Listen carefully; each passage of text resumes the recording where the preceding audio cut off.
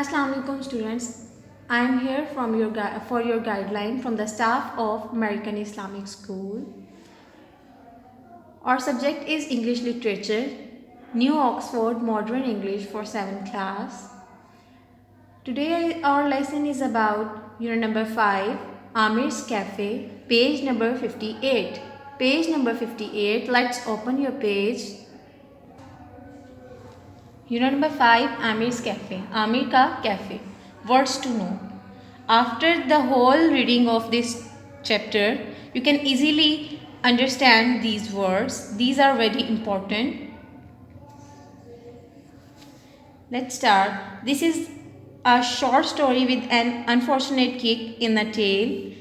ये एक बहुत अफसोसनाक स्टोरी है जिसका कोई ख़ास अंजाम नहीं है. You might like to try. आपको पसंद होगा या आप ये कोशिश कर सकते हैं making up your own ending for it. इसके लिए अपने मुताबिक राय दे सकते हैं, अपने मुताबिक इसका नतीजा निकाल सकते हैं कि क्या निकल सकता है या आपका नज़रिया क्या है वो आप बता सकते हैं. ठीक है.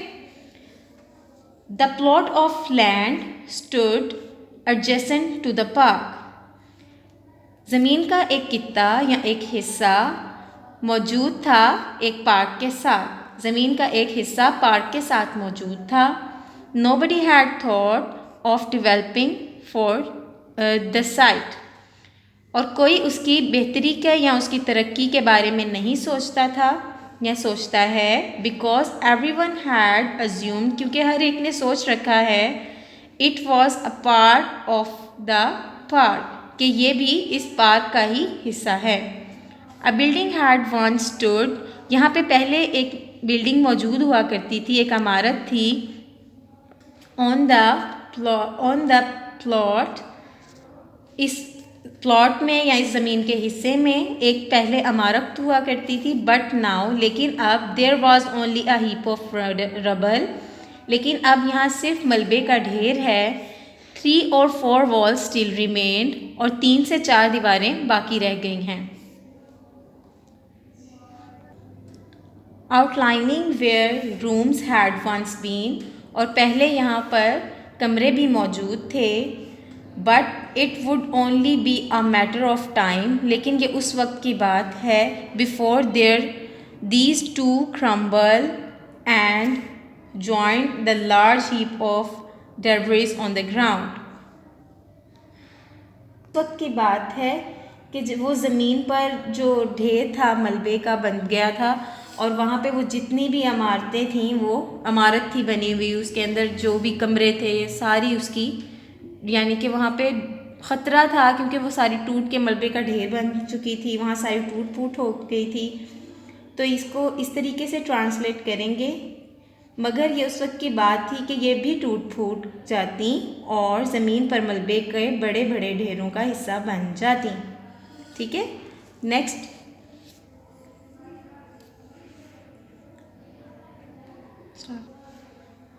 Bricks, stones, slabs, rotten wheels of wood with protruding nails, broken glass, and twisted rusting metal, along with heaps of smashed tiles, were widely strewn around the area, some partially and dangerously hidden and covered by a thick undergrowth of thorn, shrubs and grasses.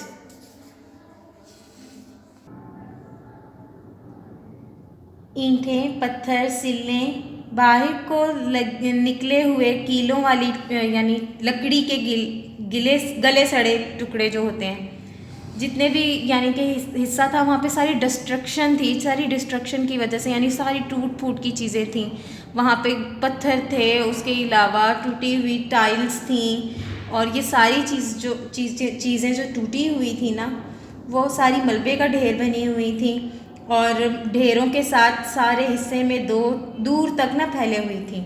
इनमें से कोई भी यानी कि ऐसा नहीं था, वहाँ कोई भी चीज़ यानी कि सही हालत में नहीं थी.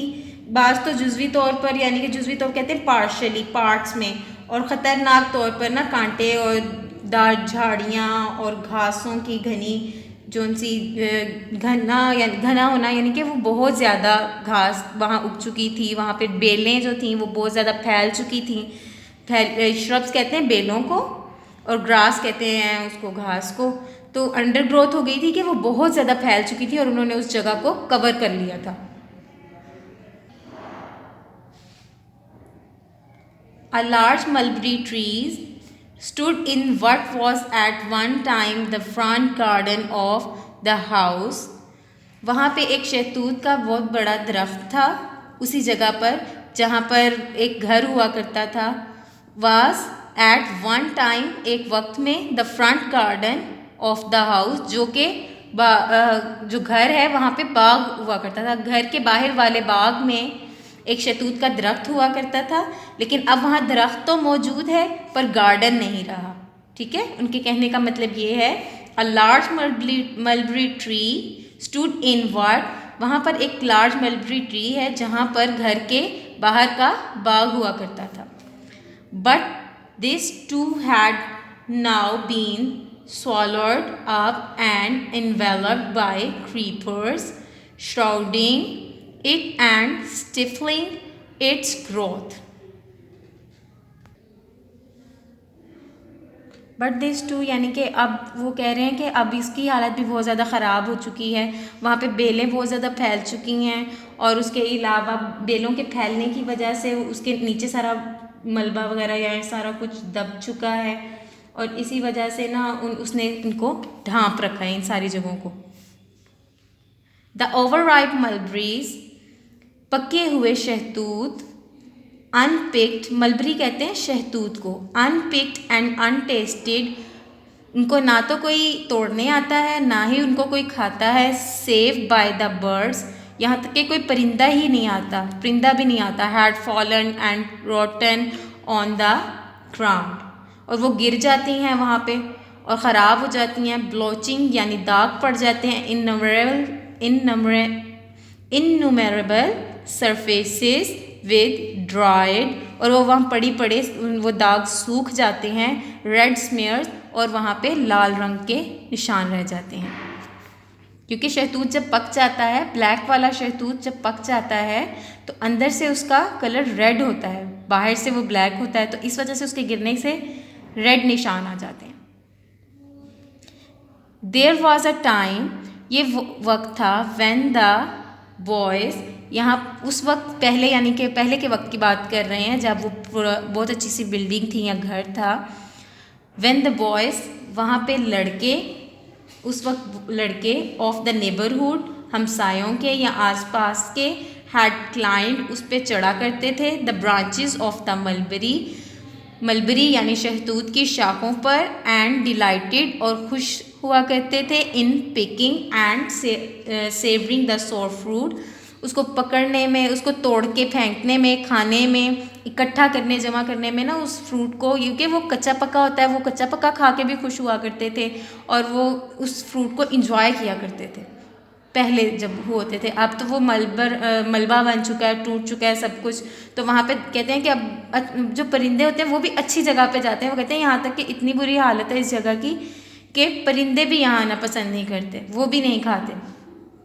But now no one ventured on to this uncared for side, और कोई इसकी अब एहतियात नहीं करता, कोई इसका ख्याल नहीं रखता, इस जगह की केयर बिल्कुल नहीं की जाती। ठीक है। What once had been a flourished house and garden, pulsating with life and laughter, now stood empty, desolate and forgotten. उन्होंने कहा कभी यहाँ पे भी बहुत अच्छा और ख़ूबसूरत सा घर था, एक गार्डन के साथ महकता हुआ, वहाँ यहाँ पे भी हंसी की आवाज़ें गूंजा करती थीं, और जो है यहाँ पे भी एक अच्छी ज़िंदगी के आसार नज़र आते थे, जो कि अब मलबे का ढेर है और एक फरामोश करदा सी जगह बन चुकी है कि वहाँ पे कुछ ख़ास बचा नहीं है और अब वो खाली और वीरान खिड़की की तरह दिखते हैं। नेक्स्ट है Aamir lived not far from his, Aamir lived not far from this unusual site, वो इस आम सी जगह से बहुत दूर नहीं था। इन अ हाउस, घर में, that he had acquired with hard earned, in a house that he had acquired with hard earned money. यानी कि वो कह रहा है कि आमिर उस घर से ज़्यादा दूर नहीं रहता था जिस घर से, और इस घर को उसने बहुत ही मेहनत की कमाई से और हार्ड वर्किंग से हासिल किया था, मेहनत मुशक्क़त करके। ठीक है स्टूडेंट्स, इस वीडियो में ये आपकी ट्रांसलेशन यहीं तक है, आपकी रीडिंग। नेक्स्ट वीडियो विज़िट कीजिएगा। अल्लाह हाफिज़। होप आपको समझ आई होगी। Stay safe and healthy. अल्लाह हाफिज़।